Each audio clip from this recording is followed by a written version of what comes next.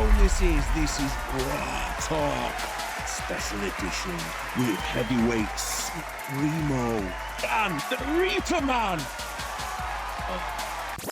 Thank you very much. I appreciate your time. So let's get straight into this. So for those, I know you well, but for those of you who've never heard your name before, sum up Dan Garber in one sentence.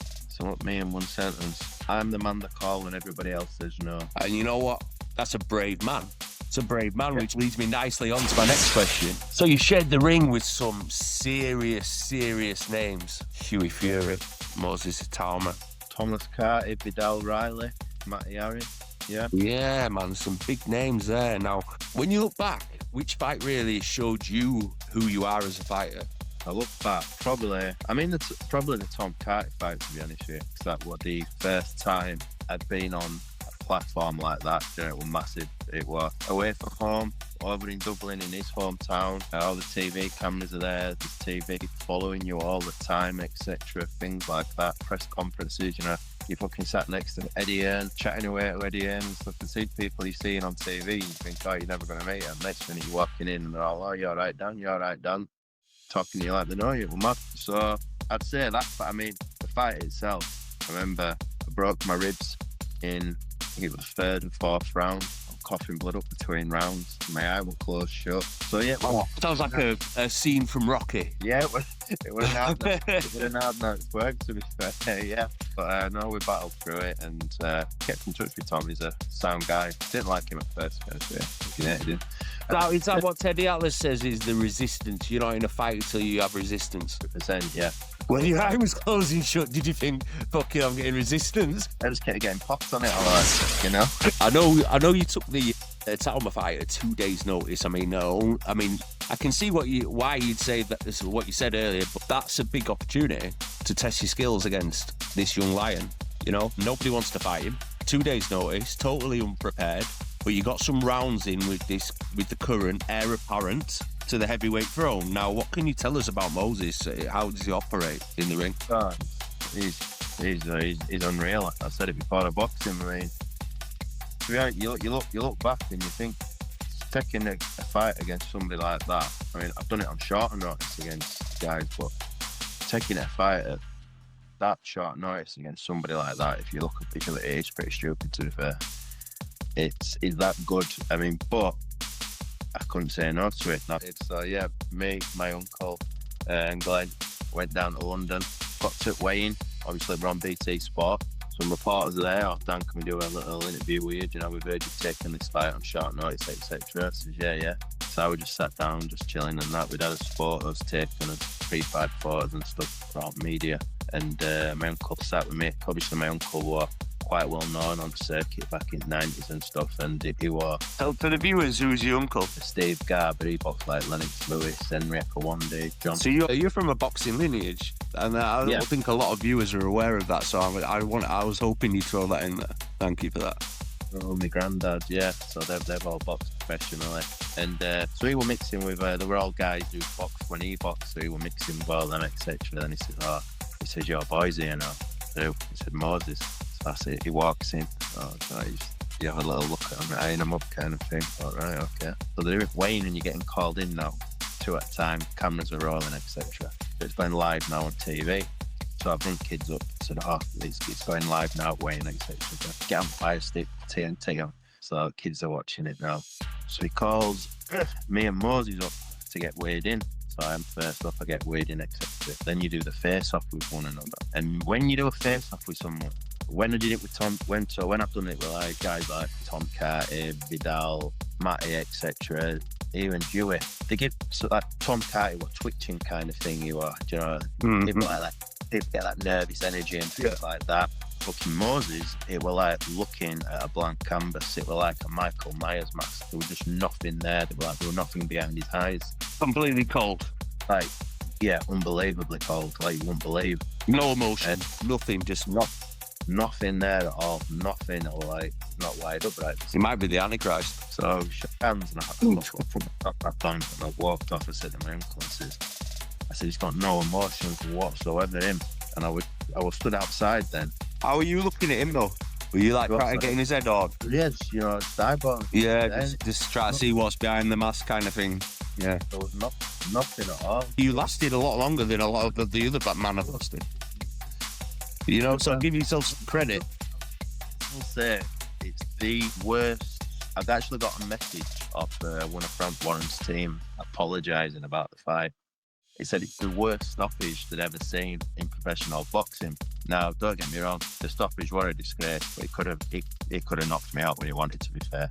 The kid hit me in the first 10 seconds of the fight with a jab. Now, took the jab on the gloves, and I thought, fuck me.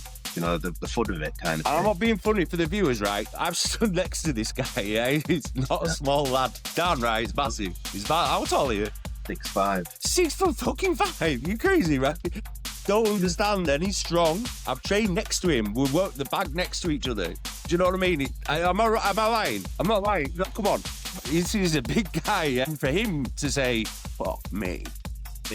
I've been in with some big hitters, it's over years I've been in with Fury, Chisora, Ian White, guys like that. Joe Parker. What's your opinion on the heavyweight landscape at the moment? And what's your opinion on Fabio Wardley versus Joe Parker? Did you watch that fight? I did. I think it's the heavyweight landscape at the minute is shocking. I think it has been for a while. It's exciting because anybody can beat anybody, but Fabio Wardley, you won't have to look at 3 fights ago. He drew with Fraser Clark. It was a very good domestic level fighter. Yeah, beat him in the rematch. In his last fight, before Joe Parker, he was getting his head boxed off by a late replacement, Justice Honey, who's never boxed at any kind of level whatsoever. He won every round, and his power got him out of there. Parker came in too heavy. I don't know why he put all his weight on for his last 2 fights. Was winning the fight, but people buy into Joe Parker. Now, don't get me wrong, yeah, he's a world level fighter, but his last 3 fights, I think, make him look better than what he is. If you look at Wilder, shot to pieces. Really shot. Didn't throw a punch. Zhang is 43 years of age. Put back on his ass fight. He beat him on the majority. Bial stopped Zhang inside 4 rounds. And Parker went and boxed McCauley, who, like myself, took a fight on 48 hours notice. Got on a plane, came in at 23 stone, walked in skinny jeans that didn't even fit him. It was just a joke. Gets in the ring. His shorts didn't even fit him that he had on, like he was fighting him. He went to the money. He got hit. He went down. He got up. Fight got stopped. Look at the next fight against Efe Ajaba. Got a draw. Ajaba boxed his head off. So Bakoli's been found out for me. He's not this guy. He makes him out there. So everybody's thinking, oh, Parker's this, Parker's that, etc. But if you look at the guys, he lost to Dillian White. He got dropped by Dillian White a few times. Yeah, one of them would have dodged it. One was from, it would either a forearm or the clashed heads, and it would have been a draw if that had been ruled not a knockdown. But Dillian White's no world beater, to be fair. Aura beat him for me the first fight, and that's why they had a rematch. So I just think I think a lot of them are massively overrated. If you get Wardley boxing music, it'll just be a mismatch. I just think my take on that fight was, I don't understand how. I mean, listen, kudos to Wardley. I respect him. I respect every man who gets in, climbs through the ropes. I respect everybody who treats me how I expect to be treated. No knock on Wardley, but he's got a white-collar boxer with his pedigree, and we're talking about boxing heritage here, and we want to talk about lineages, we want to talk about this kind of thing. He's got no business beating Joe Parker. But I hear what you're saying. He's got punch power and he's very athletic. It's like Anthony Joshua. He's very athletic. He's got the punch, but it's like, you give Anthony Joshua, give him a rugby ball, he'd probably play rugby for Great Britain. Put him on a running track, he'd probably be an Olympic gold medalist as a sprinter. They just naturally probably can adapt to them kind of sports kind of thing. Same with boxing. He's explosive, he's fairly fit, he can punch, and in the heavyweight division, that counts for a lot. With regards to what you're doing now, I know I know smidgens. You've been training up at Peter Fury's gym, am I right in saying that? And how's that? Would you want to tell me a little bit more about that? Obviously, I ended up boxing you with Fury back in April. That were another fight. Everybody said I was going to get flattened in, but I gave him a bit of a fight and went 5 rounds. And I got stopped on my feet.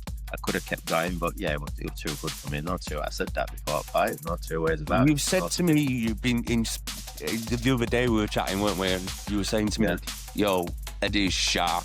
I've been sparring him, so obviously he's boxing Michael Webster in a couple of weeks, and then they're up and they get a big fight, and I've been doing 16 rounds a week with him, 8 rounds at a time, twice a week, and he's just sharp as fuck, honestly.